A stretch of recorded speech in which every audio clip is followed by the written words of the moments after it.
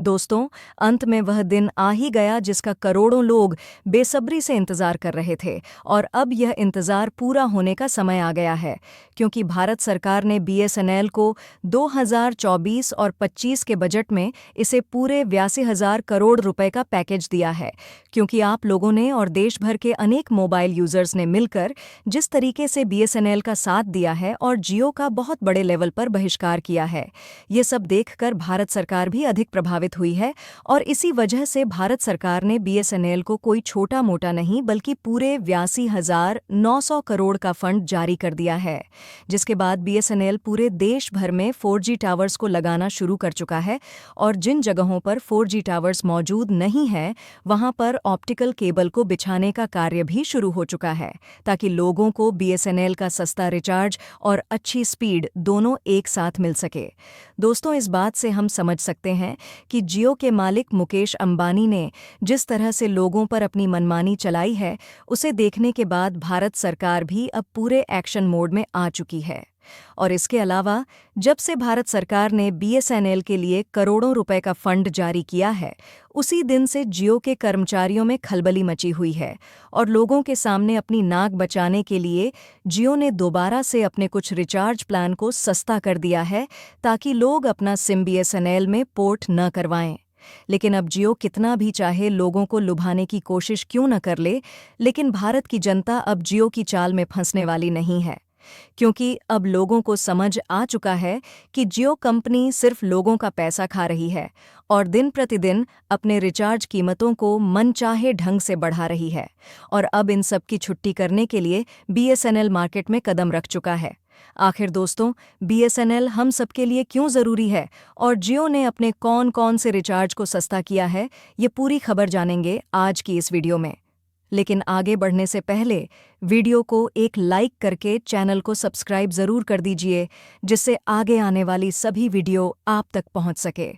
दरअसल जियो, एयरटेल और वीआई जैसी प्राइवेट टेलीकॉम कंपनियों ने बीती 3 जुलाई को अपने रिचार्ज प्लान्स के दाम 25 से 30% तक बढ़ा दिए, जिस वजह से आम जनता को रिचार्ज करवाने में दिक्कतें आ रही हैं। इसलिए अब बीएसएनएल में हर रोज़ लाखों सिम पोर्ट हो रहे हैं क्योंकि अब बीएसएनएल ही एकमात्र ऐसी कंपनी बची है जिसने अभी तक अपने रिचार्ज कीमतों को नहीं बढ़ाया है,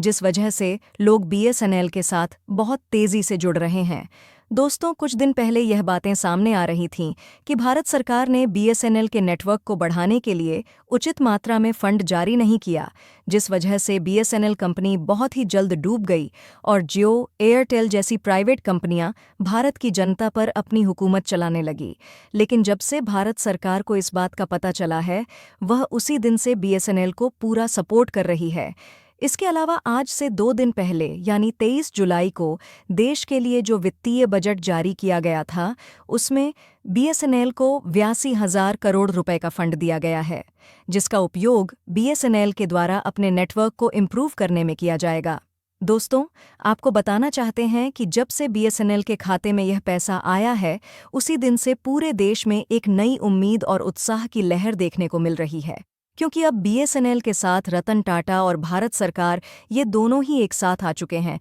और लोगों को सस्ता रिचार्ज देने के लिए जी जान लगाकर मेहनत कर रहे हैं। और इसी बीच एक खबर निकल कर आ रही है कि जब से जियो और एयरटेल ने मिलकर अपने रिचार्ज प्लान को महंगा किया है, उस दिन से अब तक लगभग 3,20,000 सिम बीएसएनएल में पोर्ट हो चुके हैं। और इस खबर को सुनने के बाद जियो और एयरटेल जैसी कंपनियां बौखलाई हुई हैं। इसके अलावा बीएसएनएल से जुड़ने वाले नए ग्राहकों की संख्या 27 लाख को पार कर चुकी है। यानी जियो के खिलाफ लोगों का यह प्रदर्शन देखकर ऐसा लग रहा है कि अब कुछ ही दिनों में जियो का खेल खत्म होने वाला है। दोस्तों, यही वजह है कि जियो ने अपना 350 वाला प्लान दोबारा से शुरू कर दिया है, जिसमें यूजर्स को हर दिन 2 GB डाटा और अनलिमिटेड वॉइस कॉल दी जाती है। इसके अलावा दूसरे रिचार्ज प्लान्स में कोई भी बदलाव नहीं किया गया है। लेकिन जियो देश की जनता को कितना भी लालच क्यों न दे, लेकिन अब लोग जियो के जाल में फंसने वाले नहीं हैं,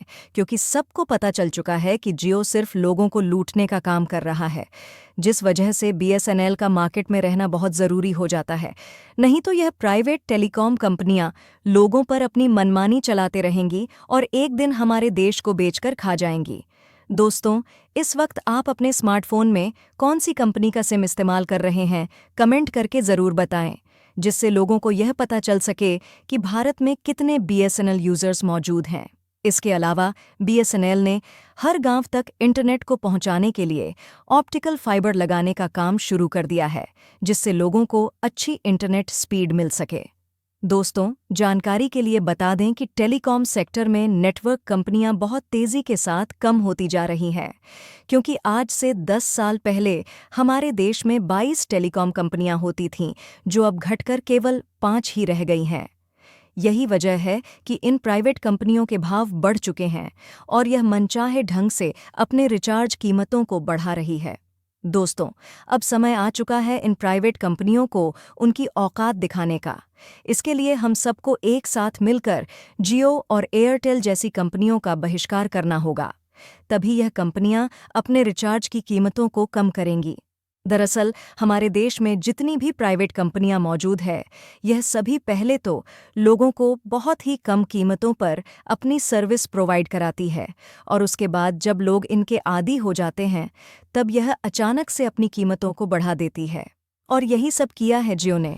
क्योंकि सन 2016 में जब जियो आया था, तब उसने लोगों को फ्री में इंटरनेट उपलब्ध कराया, जिससे लोग अपना ज़्यादा समय सोशल मीडिया पर गुजारने लगे, जिस वजह से लोगों को मोबाइल चलाने की लत लग गई। और इसी बात का फ़ायदा मुकेश अंबानी ने उठाया और अचानक से अपने रिचार्ज कीमतों को बढ़ा दिया,